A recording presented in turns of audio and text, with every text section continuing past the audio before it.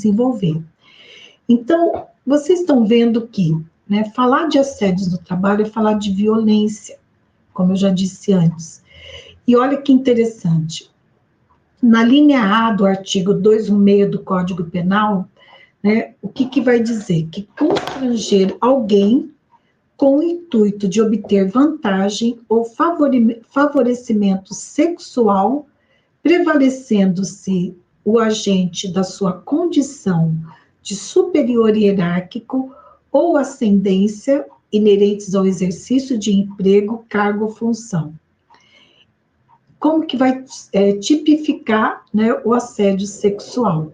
Então, veja, tem sempre também uma questão de hierarquia. Apesar que o assédio moral agora, ele não está mais relacionado apenas com hierarquia, e a gente vai falar um pouco disso. E, afinal, o que é o assédio moral, o que é o assédio sexual? Antes da gente ir lá para as intervenções, né? O assédio moral, eu trouxe aqui a definição, né, principalmente dos dois pesquisadores aqui brasileiros, que foram pioneiros nesse tema nas pesquisas, né, que é o professor Roberto Eluani, da Unicamp, e a professora Margarida Barreto, que faleceu, se eu não me engano, faz 2 anos, né, que ela já faleceu, e a Maria Esther Freitas. Então, deles eu conheço pessoalmente, né, o professor Roberto Eluani, que é um ser humano maravilhoso, e o professor, e eles definem assédio moral como sendo uma conduta abusiva, intencional, frequente e repetida. Isso é bem importante no assédio moral.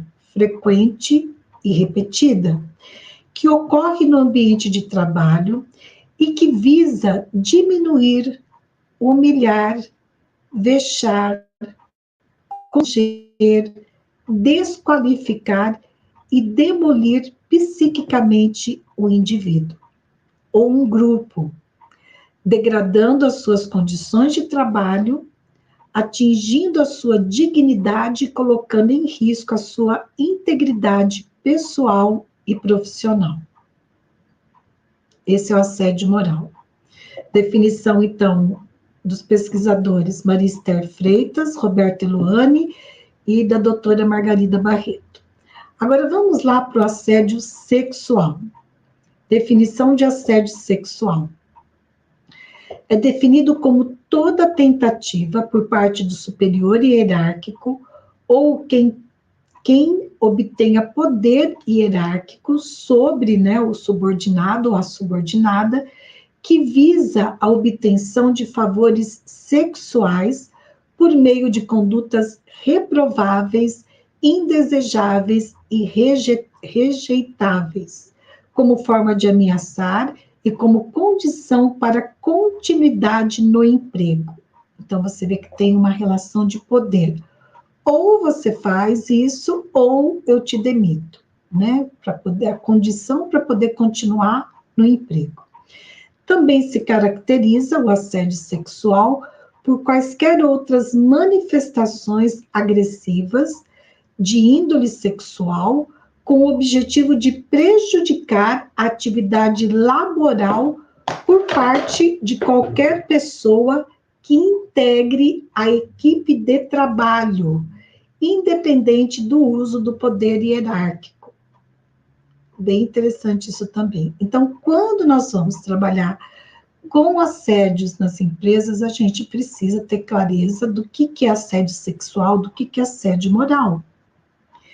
E tem também um outro conceito que é bem importante, que quando eu fui trabalhar esse caso que eu vou contar depois para vocês na consultoria, que eu tive a demanda para assédio sexual, foi muito importante também ter a clareza das diferenças, principalmente em relação à importunação sexual, que é diferente de assédio sexual.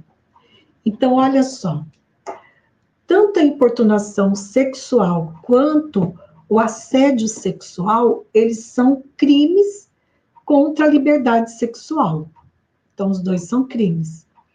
A importunação sexual é definida pela Lei 13.718/18, que trata de crime mais grave e, portanto, com pena mais severa que vai de 1 a 5 anos. O artigo 215, a linha A do Código Penal, também condena a prática do ato libidinoso, que tem o objetivo de satisfação sexual, na presença de alguém, sem sua autorização. Por exemplo, e aí vem, né, os termos que é usado: apalpar, lamber, tocar, desnudar, dentre outros. Então, um tema extremamente delicado, mas extremamente necessário e importante que a gente aborde. E eu penso que essas reclamações trabalhistas, que cresceram mais de 600% de 2020 a 2023, eles devem também, elas devem-se também, né, à conscientização das pessoas. As pessoas terem mais clareza do que é um assédio moral, do que é um assédio sexual, o que é uma importunação sexual. Então, aí o nosso trabalho, né, enquanto cientistas do comportamento, pesquisadores, consultores, de estar informando, orientando as pessoas, os trabalhadores, né, para que eles tenham clareza. Muitas vezes, e eu já vi isso acontecendo, né, um trabalhador está passando por um assédio moral e por uma estratégia defensiva, onde ele usa da negação, ele não consegue perceber que aquilo é um assédio moral, mesmo tendo a clareza, a definição conceitual do que é um assédio moral. E aí, né, a gente vai falar de estratégias defensivas, a gente vai falar de DEJUR, vai falar da psicodinâmica do trabalho, que as minhas alunas que estão aqui vão ver isso com mais clareza no módulo 3, lá da formação psicólogas e psicólogos consultores, né?